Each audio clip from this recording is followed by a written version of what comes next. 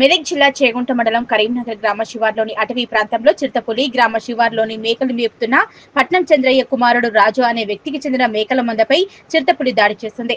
ఇదే క్రమంలో అక్కడే ఉన్న మేకల కాపరి రాజు చిరుతపులిని అడ్డగించడంతో తిరిగి చిరుతపులి రాజుపై దాడికి పాల్పడింది. రాజు ఒక్కసారిగా కేకలు వేయడంతో అక్కడే ఉన్న మరికొంతమంది మేకల కాపర్లు స్పందించి చిరుతపై దాడికి వెళ్లడంతో అది రాజుపై స్వల్ప గాయాలు చేసి పారిపోయినట్లు మేకల కాపరులు తెలిపారు. విషయం తెలుసుకున్న ఫారెస్ట్ అధికారులు విచారణ చేపట్టారు. విలేజ్ కండేరము మేము మేకలను కాసుకుంటాము. మేము పేదవాళ్ళము. మేకలు కాసుకుని డైలీ మేకలు అడిగి తీసుకున్నట్టే ఫారెస్ట్లోకి తీసుకునే రోజు కూడా తీసుకొని వెళ్ళాను.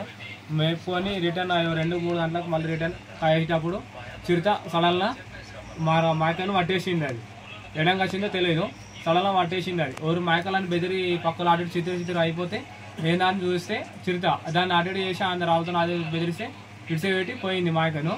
దాన్ని మేకలు లేవట్టుకొని మేకలు చెడు చేసుకొని మళ్ళీ జర ముంగడికి వచ్చే వరకలా వెనుకని సొనాలు వచ్చి పంజాతో ఇసిరి నన్ను గాయపరిచింది. అది సుమారు ఏ టైం 2 నుంచి 3 మధ్యలో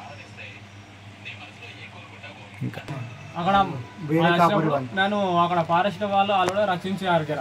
ఎందుకంటే ఆ విలేజ్లో ఉన్న వాళ్ళు ఆ గొల్లరంగు ఆలీలు కాపరులు వాళ్ళకి వచ్చినారు. దాన్ని చూసి ఫోన్ చంపారని వాళ్ళు కట్టెలు అవి రాళ్ళు పట్టుకొని దగ్గరికి వచ్చి కొట్టని కచ్చవరకాలు బెదిరి వెళ్ళిపోయింది. లేకపోతే ఇలా రోజు నన్ను చంపేసేది. ఆల్రెడీ అది మేకను ఆల్రెడీ గ్యాప్ వచ్చింది కూడా పక్క. అది చేగుంట మండలంలో కరీంనగర్ గ్రామ పంచాయతీ. అయితే ఈ మేకలు ఎప్పుడూ గత ఎన్ని సంవత్సరాల నుంచైనా కానీ మేకలను ఫారెస్ట్లోనే మేపుకుంటా వీళ్ళు బతికేవాళ్ళు అన్నట్టు. మేకలు అక్కడనే మేపుకొని అక్కడనే డైలీ ఫారెస్ట్కి తీసుకుపోయి మేపుకొని బతికేటోళ్ళు. అయితే ఈరోజు డైలీ పోయినట్టుగానే ఈరోజు పోయినట్టనే పోతుండగా అది చిరుతపులి అనేది అది ఎప్పటి నుంచో వస్తుంది చేస్తుంది అన్నట్టు కానీ వీళ్ళకి ఏం పెద్ద లేదు కనవలేదు.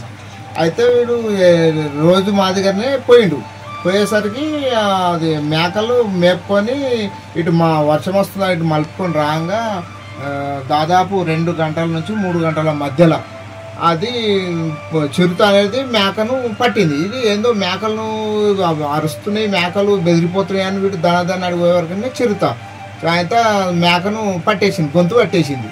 ఆ పట్టేసేసరికి అయితే వీడు లబో మొత్తుకునేసరికి చుట్టుపక్కల ఉన్న మేకల కాపరోళ్ళు పశువుల కాపరోళ్ళు అందరూ ఉరికొచ్చే వరకనే అయితే మేకనే వదిలిపెట్టాక వీడు మేకను పట్టుకొని మళ్ళీ ఇటు రాగా మళ్ళా వెనకసిరి మళ్ళీ చిరుత ఉరికొచ్చి రాజును అటాక్ చేసింది. వెనకకెళ్ళి పంజతోటి కొట్టింది. మామూలుగా వాడు కింద పడిపోయాడు. సరిగా ఇంకా కొంచెం గీరింది, షర్ట్ అనేది చినిగిపోయింది. ఇక అడికెళ్ళి మంది అందరు వచ్చి లొల్లి పెట్టేసరికి అది వెళ్ళిపోయింది. లేకపోతే అన్ని చాలా గాయపరచు.